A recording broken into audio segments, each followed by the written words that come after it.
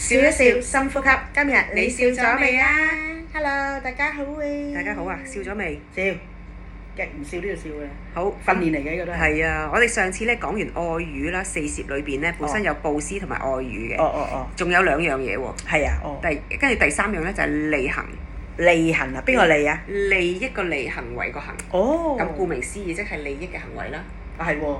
係啊，咁好明顯啦。咁咩係利益嘅行為咧？有益嘅行為，乜講咗？即係你講嘅佛陀講啲四攝利行啊，分三，即係要做啲乜嘢？要分三個層次嘅。係啦，一個就係今生，一個就係來世，一個咧就今生夾埋來世。咁即係點咧？今生要做啲咩？利行，即係譬如你要做啲有利益嘅事咯，即係譬如服務社會啊，做義工啊，呢啲都屬於啦，係咪啊？咁嗰啲亦都係布施咯。但係佢利行嘅意思係要咁樣做，因為點解咧？你有咗利益之後咧，你自己就會即係比較安樂啲啊。係嘅，利行即係因為嗱點解咧？你教你嗱，佢教即係唔係教啦，即係大家分享啦，一齊去做有啲利益嘅事、利益嘅行為。咁 suppose 我哋個行為都端正啲啦，係咪？咁我哋嘅人嘅端正啲嘅習慣又好啲，咁你先至令到你嘅身心能夠自在啊嘛。係咪？即係如果譬如你又食煙啊，又吸毒啊，又去跳舞啊，又去總之嫖賭飲蕩吹五樣你都涉獵嘅，咁你個人點會得即係自在清淨咧？即係今世啊，講今世，你身體都唔會好啦，係嘛？係嘛？你後生就頂得住啫，你年紀大點算啊？周身病痛，咁所以我哋咧都要勸勉大家，我哋都要做啲有益身心嘅事情。除咗對自己同埋對人都係，即係今世啊，今生啊嘛，係咪咁啊？係咯。係咁會唔會係一啲如果即係化做一啲日常生活嘅嘢，可能係大家一齊去做運動，咁樣算唔算係利行啊？係嘛？係，梗係咯。或者一齊去參與一啲健康嘅活動，譬如公益活動啊，或者一齊去參與一啲，或者去學嘢。去上一啲課程去學嘢都係一啲好嘅利行係嘛？係，當然係啦，呢啲一定係啦，係啊。咁啊，就算你，我見嗰時有好多人都係咁，譬如你解決你買餸咁樣，佢唔得閒去買餸，即係隔離土煮啊，咁你買開餸咪幫佢買埋咯，咁都係一個利行嚟㗎，都係一個利行嚟㗎，你幫助咗人哋今世嘛，即係呢個布施，即係你布施一定有㗎啦，你做任何嘢，如果你係正念正信。正思維去做嗰樣嘢都係布施嚟㗎啦，但係上佢而家化解咗利行咧，就真係有啲行為嘅，行為上嘅。譬如佢食煙嘅，咁我哋咪同佢講下啦。哎呀唔好，即係用翻啲愛語講啦，係咪啊？即係食煙其實唔係幾好，即係如果你當你覺得佢都好受教啦，又當你係即係學習嘅榜樣啦。咁首先我自己梗係唔食煙先啦，你冇理由一路吸煙一路叫你戒煙啦，咁唔會噶嘛，係咪？咁你自己做咗一個好嘅行為出嚟先，今世，咁人哋都會俾你攝到噶嘛，即係覺得你哇幾好喎，點解你到咁多歲你都 keep 得咁靚嘅？你啲皮膚譬如或者你仲好犀利喎，你耍太極又耍得咁好嘅，即係諸如此類。譬如你而家教書法嘅，哇你啲字咁靚嘅咁樣，呢啲係好嘅行為嚟噶嘛，係咪？鍛鍊自己嘅身心噶嘛，咁你做一個好嘅榜樣啦，係咪啊？咁人哋咪跟你咯，咁呢都係利行咯。係。咁係咯。咁跟住好啦，頭先講今生啦，咁第二樣好似就要將來喎。係啊，嗱，因為咧點解咧？呢個就可以講下嘅，又係講因果啦，可以，因為佛説不能夠離開因緣果報。如果你今世你身體又好。咁 suppose 咁你嘅知識又去學嘢，學啲好嘅嘢，咁你能力係咪會好啊？咁你能力係好啦，咁自然就得到。如果喺職場上，上司梗係會即係提攜你啦，係咪啊？因為你個人又端正，做嘢又實牙實齒，係嘛？唔識做嗰樣嘢都好，你都會學習，然後翻嚟又幫公司解決問題。咁你自然喺職場上，你係咪會得人尊重啊？咁你係咪會升職加薪啊？呢啲正常都會啦，係咪？係啦，咁。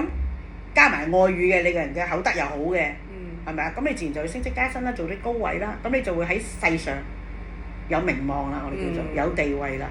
咁成日都講啦，人微言輕啊嘛。suppose 一般人都係咁啦，即係你有啲地位嘅講嘢份量係咪會影響力高啲啊，嗯就話發哥咁樣係咪啊？劉德華啊、發哥啊，即係呢啲好被人尊重嘅藝人啦。因為你由細睇到到大，喂，佢真係盡量都做好自己啦，喺佢影視業嗰度好努力啦，影帝啦，又好勤力係啦，即係我唔好講佢啲私底下生活啦，即係人哋結婚幾多次關我哋鬼事咩？呢啲人係冇緣人嘅，即係如果你係要揾緣人嘅，只有聖者嘅啫。咁我落地啲講翻呢啲喺呢方面，我哋都頭先我哋話要欣賞人啊嘛。係啊係。嚇，佢喺演藝事業的而且確好努力。頭先我講過兩位係咪喺演藝事業啊？即係。係。咁變咗我哋咪知道佢嘅名望越好咧？咁跟住咧就話俾你聽啊，其實咧你今世能夠做到咁嘅名望咧，非常好啦，係咪啊？咁你會唔會再想貢獻多啲啊？我諗你都希望多啲人能夠受惠噶嘛，咁樣。咁啊，慢慢同佢講嗱，你可以咧咁安樂啦，你可唔可以將你呢啲咁安樂嘅出嚟？好似話齋頭先上一集你咪講啊郭晶晶女士係咪啊？佢 upgrade 自己啦，佢點樣去服務啦，咁樣令到自己有嗰個成就。咁你講出嚟嘅説話，咁人哋咪有份量咯，比較容易人哋受落啲咯。咁好啦，如果喺佛陀講嘅四攝就係話，人哋覺得你咁好，哦，原來你背後咧係修持佛法嘅，你係用佛法嘅角度去做嘅。咁你唔單止現世有大安樂，原來你用佛法咧去做咧，你唔單止四攝啦，就係講個六道啦。你做埋呢個六道嘅話咧，其實你已經係一個菩薩行嚟㗎啦。咁如果你一個菩薩行嘅話咧，你就會清淨得嚟咧，你就真正有大嘅解決。因為人世間嘅嘢咧，我哋大家都明白，就算你乜嘢宗教都好，乜嘢學説都好，到最後我哋乜嘢都放得低㗎啦。唔到你唔放低啊！係，無論你嘅地位、金錢、財富、即係妻財子六獸啦，簡單啲，全部你都要放低㗎啦。落幕嗰一刻，唯一能夠解決嘅就係你做嘅善行咯，利行嘅業咯。萬般帶不走，唯有業隨身，係啦。業有分善業惡業嘅，善業都係帶走嘅。咁啊當然做多啲利行嘅嘢，你帶多啲善業。咁你話嗱，你唔單止你今世能夠安樂喎，你都希望你來世有大安樂啊嘛。嗰個先係真正解決啊嘛。即意思就係咁。係。咁到最後啦，頭先講今世啦，有來世啦，其實就今生加來世。係啦，咁我哋又要即係其實今生喺而家就修好自己啦。係啊。就即係跟翻我哋一路以嚟佢一啲嗰個叫做乜嘢界定位。係啊，要修好界定位啦。係啊，因為界定位唔係淨係佛家語嘅，啲人可能成日都唔明。戒即係話你守戒，即係你要做一啲好嘅良好嘅習慣嘛。咁你先有個定力，然後你升新個智慧噶嘛。我哋成日都話百般，即係我哋講而家我哋成日唱歌咁講，你都要戒定位㗎。係啊。你冇人食齋嘢㗎。係咪啊？咁你都專注每日都要練歌㗎。係。因為一日不練功係咪啊？就係我哋話台上不練功，台下冇人工啊嘛。係。同埋練武不練功，到老一場空。係啊，咁所以就都要做戒定位咯。係啦，然後就能夠熄滅我哋嘅咩啊？貪嗔痴 yes， 唔係咁易熄滅㗎，真係要好多嘅努力㗎。熄滅貪嗔痴，如果喺佛陀嘅經典講，差唔多好似要去到七地菩薩啊，嗰個係啊，去七地菩薩先不退轉啊嘛，不退轉啊，係啊，七地菩薩先不退轉啊，即係話七地之前都有機會退轉啊。退轉意思即係唔修佛法啦。唔依佛陀嗰個界定為熄滅貪嗔痴啊，所以你咪係，所以我頭先有一集我都話我好佩服啲修行人，真心修行人真係好勁，佢哋唔係即係大把錢嘅，真係佢哋真係好用心去做一啲好似我哋老師咁樣啊，每日都喺屋企做啲文章出嚟嗬，每日都善言善語勸誡我哋要勤力啲，咁呢啲唔簡單嘅。其實都做好多老師都做好多利行啊，梗係啦，因為佢亦都呢個都係一個法布施啦，同埋係啊，所以佢智慧咪越嚟越犀利。係啊，即係將佢自己認識嘅、知道嘅嘢嘅知識，佢就全部有幾多講俾你哋知啊。因為好老實，老師都唔係完美噶嘛，係咪啊？佢即係用佢最強項嗰樣嘢去付出出嚟，咁我哋咪欣賞佢嘅強項咯。咁啊，大家都得益咯。咩啊利行啊，都好緊要。好啊，咁呢個利行係咪講完㗎啦？差唔多啊，利行即係行為就大家要小心啲，因為所有嘅行為都係由呢個意念開始啊嘛。